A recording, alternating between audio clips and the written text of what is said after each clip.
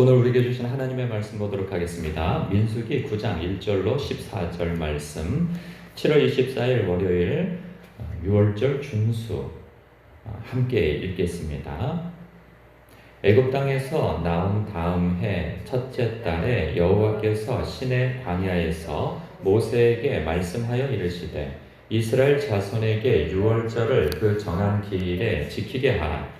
그 정한 기일 곧 이달 14째 날에 해질 때에 너희는 그것을 지키되 그 모든 율례와 그 모든 규례대로 지킬지니라. 모세가 이스라엘 자손에게 명령하여 유월절을 지키라 하매 그들이 첫째 달 14째 날 해질 때에 시내 광야에서 유월절을 지켰으되 이스라엘 자손이 여호와께서 모세에게 명령하신 것을 다 따라 행하였더라. 그때 사람의 시체로 말미암아 부정하게 되어서 유월절을 지킬 수 없는 사람들이 있었는데 그들이 그날에 모세와 아론 앞에 이르러 그에게 이르되 우리가 사람의 시체로 말미암아 부정하게 되었거니와 우리를 금지하여 이스라엘 자손과 함께 정한 기일에 여호와께 헌물을 드리지 못하게 하심은 어찌함이니까. 모세가 그들에게 이르되 기다리라. 여호와께서 너희에게 대하여 어떻게 명령하시는지 내가 들으리라. 여호와께서 모세에게 말씀하여 이르시되 이스라엘 자손에게 말하여 이르라. 너희나 너희 후손 중에 시체로 말미암아 부정하게 되든지 먼 여행 중에 있다 할지라도 다 여호와 앞에 마땅히 유월절을 지키되 둘째 달 14째 날 해질 때에 그것을 지켜서 어린 양의 무교병과 쓴 나물을 아울러 먹을 것이요 아침까지 그것을 조금도 남겨두지 말며 그 뼈를 하나도 꺾지 말아서 유월절 모든 율례대로 지킬 것이니라.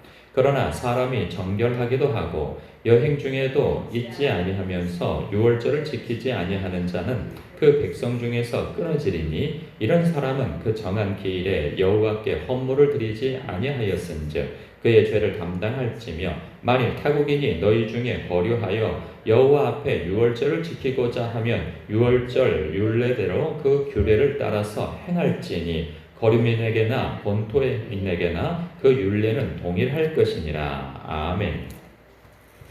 유월절은요 이스라엘 백성들이 하나님의 그 은혜로 애굽 땅에서 해방된 날을 기념하는 절기이죠. 유월절은 10가지 재앙, 이게 출애굽 당시에 10가지 재앙 중에 마지막 10번째 재앙에 해당합니다. 하나님께서 어린 양을 잡아 그 좌우 문설주에 바르라 말씀하시죠. 그런데 그날 밤 그 문설주에 피가 발라지지 않는, 어린 양의 피가 발라지지 않는 그곳은 그 하나님의 심판을 대행할 그 죽음의 천사가 들어가서 생명을 취할 것이고 모든 첫 번째 난 생명에 대해서, 그러나 그 문설주에 피가 발라져 있는 그 집은 넘어간다 하여서 유월한다, 즉 유월절로 지키게 되어진 거죠. 그 계기로 인하여서 이스라엘 백성들이 출애굽을 비로소 하게 되어집니다. 그러니까 이것은 장차 그렇죠. 어린 양으로서 하나님께서 그 구원하신 그 날을, 그 은혜를 기념하는 날이 되어지는 거예요. 그런데 이것은 예수님께서 성만찬에 그것을 제정하시기 위하여서 성만찬을 기념하는 날로 유월절 그 날에 성만찬을 그 제자들과 나누셨죠. 그리고 이것을 기념하라 말씀하세요.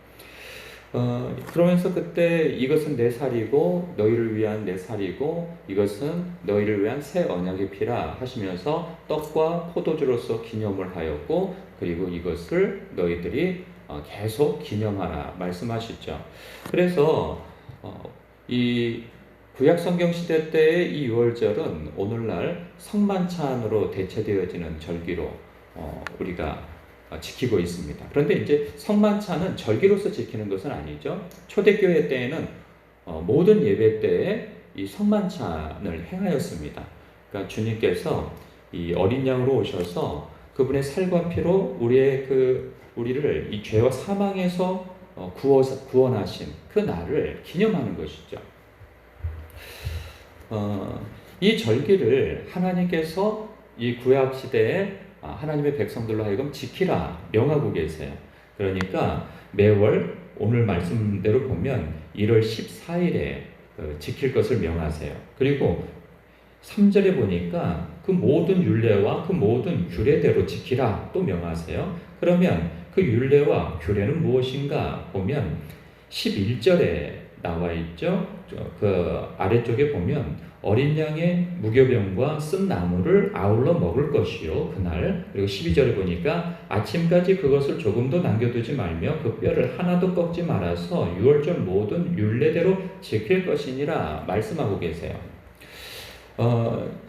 근데 이 절기를 지키는 데 있어서 보니까 어떤 그 문제가 생겨나요. 그러니까 돌발 상황이 생겨난 것이죠. 그러니까 6절에 보니까 그때 사람의 시체로 말미암아 부정하게 되어서 유월절을 지킬 수 없는 사람들이 생겨난 거예요. 그러니까 정결 그 규례에 어긋난 사람들인 거죠. 시체를 만지고 하나님의 그 성전이나 혹은 예배나 제사에 참여할 수 없는 규례가 있어요. 그런데 이 사람들의 그 가족 중에 누군가 죽었던가 보죠. 그래서 이제 매장을 하고 이제 돌아오는데 그날이 또 마침 6월절인 거예요. 그러니 부정하게 되어진 사람들인지라 그들이 진 바깥으로 격리가 되어지고 일시적으로, 그리고 그 절기를 지킬 수 없게 되어진 거예요. 그래서 7절에 보니까 모세와 아론에게 나와서 이 상황을 설명하는 거죠. 그날에 그러니까 우리가 사람의 시체로 말미암아 부정하게 되었거니와 우리를 금지하여 이스라엘 자손과 함께 정한 기일에 여호와께 헌물을 드리지 못하게 하시면 어찌입니까? 그러니까 이 사람들은 우리가 구원 얻게 되어진 그 날을 너무나도 소중히 여겨서 하나님 앞에 기쁨의 제사를 드리고 싶은 거예요. 이 절기를 드리고 싶은 거예요. 그러니까 간절한 마음이 있는 거죠. 그러니까 오늘날로 말하면 하나님 앞에 예배 드리고 싶은 간절한 마음이 있는 거예요. 그런데 어떤 이유로 인하여서 예배를 드릴 수 없게 되어진 것이죠. 그러니까 이때 그럼 어떡하지? 모세와 아론이 그 이야기를 듣고 분명히 규례대로가 한다면 이들은 이날 참여하지 못하기 때문에 내년 이맘때에 다시 이 매년 절기가 있으니까 내년에 다시 지켜라 이렇게 해야 맞을 일이죠. 그런데 자기의 생각으로는 그렇지만 이거 하나님께 여쭤봐야 되겠다 싶은 거죠. 그래서 8절에 모세가 그들에게 말합니다. 기다리라. 여호와께서 너희에게 대하여 어떻게 명령하시는지 내가 들으리라 하고 하나님께 나아가서 이 상황을 여쭙니다. 그때 하나님께서 말씀해 주시죠. 저는 이 과정도 참 중요하다는, 우리가 어떤 묵상 포인트로서 이 부분을 생각해야 할 부분이라는 생각이 듭니다. 예전에 어떤 장로님이 저에게 그런 조언을 하셨어요. 성도들이 어떤 것을 물었을 때 빨리 결정을 해야 하는 상황이 된다 할지라도 그 결정을 유보하라는 거예요. 보류하고 신중하게 더 생각을 하고 답을 하시라 하는 그런 말씀을 하시더라고요. 왜냐하면 한번 결정을 하면 그것을 거둬들이기가 어렵고 또 번복을 하면 권위가 깨지기 때문에 꼭 반드시 저에게 이제 조언을 하실 때 그런 말씀을 하시더라고요. 일리가 있다는 생각이 들어요. 그런데 우리가 어떤 중요한 결정을 하고 또 누군가에게 대답을 하려 치면 하나님 앞에 늘 여쭙는 연습이 평소에 되어져 있어야 되는 것이죠. 지난번에도 제가 지난 금요일에도 말씀을 전했다시피 금요일이었나요?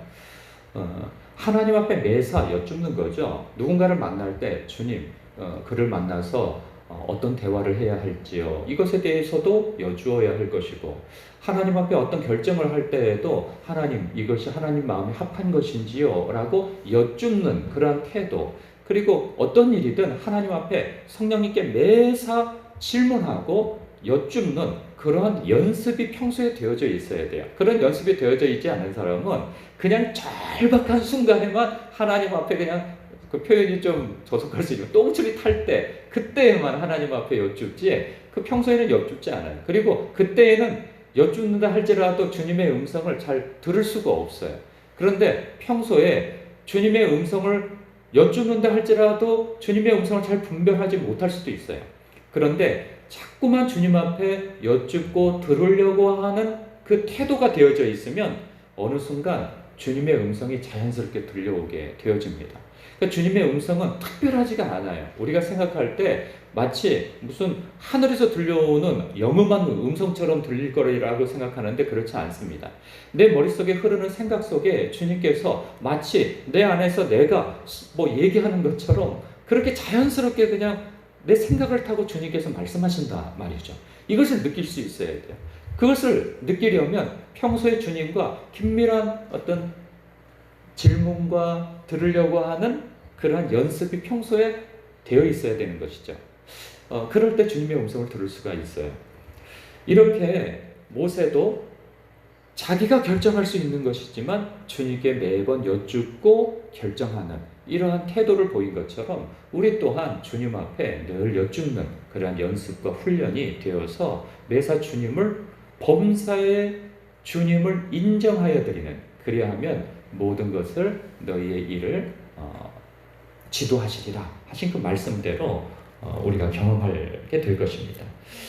하나님께서 이리 말씀하세요. 이스라엘 자손에게 말하여 이르라. 10절에 너희나 너희 후손 중에 시체로 말미암아 부정하게 되든지 먼 여행 중에 있다 할지라도 다 여호와 앞에 마땅히 유월절을 지키되, 그러면서 차선책을 얘기해 주십니다. 둘째 달 14째 날 해질 때에 그것을 지켜서 어린 양에 하면서 어떤 규례를 말씀해 주시죠.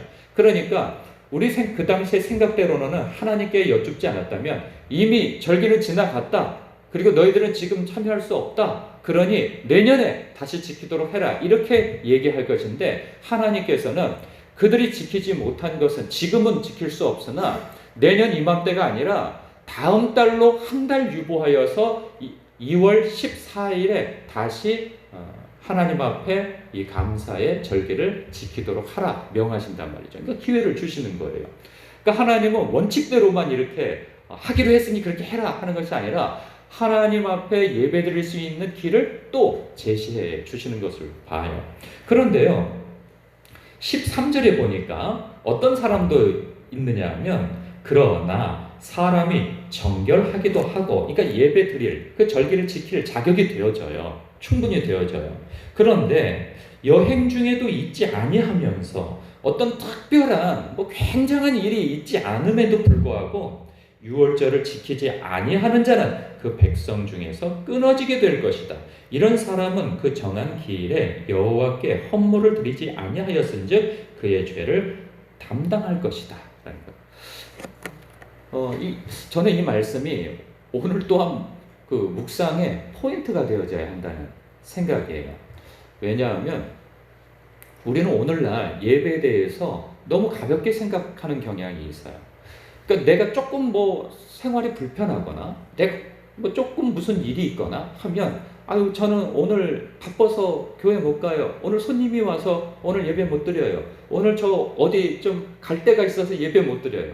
하나님 앞에 예배 드리는 것은 모든 예수 그리스도의 살과 피로 우리의 사망과 우리의 죄가 생명으로 바뀌어지게 되어진 그런 은혜로운 날을 하나님 앞에 감사하며 예배를 드리는 날인데, 마땅히 하나님 앞에 드려야 할 그 예배를 너무 소홀하게 여긴단 말이죠.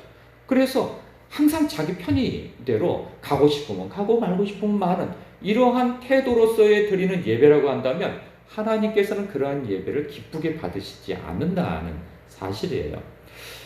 그렇다고 해서 예배 빠진다고 해서 무슨 하나님 앞에 저주를 받고 오늘 말씀처럼 하나님의 백성에서 끊어져서 더 이상 하나님의 백성으로서의 자격을 상실하게 될 것이다 라고 하는 이 무서운 말씀을 오늘날은 하시진 않겠죠. 그러나 하나님의 마음은 동일하다는 거예요. 하나님께 마땅히 드려야 할 경배와 그 예배를 우리는 하나님께 마땅히 드려야 할 위치에 있는데 그것을 자기의 편의대로 드리고 싶으면 드리고 말고 싶으면 마는 이러한 중심으로서 예배를 드린다면 하나님께서는 그 예배를 기쁘게 받지 않으신다 하는, 그리고 심지어는 구약시대 때에는 하나님의 백성으로서 그 자격도 상실하게 되어진다라고 한다면 오늘날 그 하나님은 동일하신 하나님이란 말이죠. 그러면 하나님은 오늘도 나의 어떤 예배를 드리는 그 태도와 중심을 보신다는 사실이에요. 오늘 말씀 모든 자격이 다 되어지고 예배를 드릴 수 있는 모든 여건이 됨에도 불구하고 이렇게 예배를 소홀히 여기는 사람들에 대해서 하나님은 어떻게 생각하실까 하는 그 하나님의 의중을 오늘 볼 수 있는 말씀이 바로 이 말씀인 거예요. 그래서 두렵고 떨림으로 예배를 내가 지켜야 되고 하나님 앞에 마땅히 드려야 할 예배를 내가 기쁨으로 드려야 되겠구나. 그 마음적 태도는 바로 7절에 6, 7절에 있는 사람들처럼 예배를 드려야 하는 것이죠. 부득이하게 예배를 드리지 못할 상황에서도 어떻게 해서든지 예배를 구별하여서 이곳에서 드리지 못한다면 다른 장소에서라도 반드시 예배를 드리려고 하는 그 중심, 이것이 반드시 필요하다는 사실입니다. 오늘 말씀처럼 늘 매사에 하나님 앞에 여쭈려고 하는 태도, 그리고 마땅히 하나님 앞에 드려야 할 그 예배를 내가 어떤 상황에서도 그것을 타협하지 아니하고 혹은 유보하지 아니하고 예배를 드려야 되겠다고 하는 그 중심과 그 태도를 우리가 늘 가져야 되겠다. 하나님 앞에서 그 부분을 묵상하시면 좋겠다는 생각입니다. 기도하겠습니다.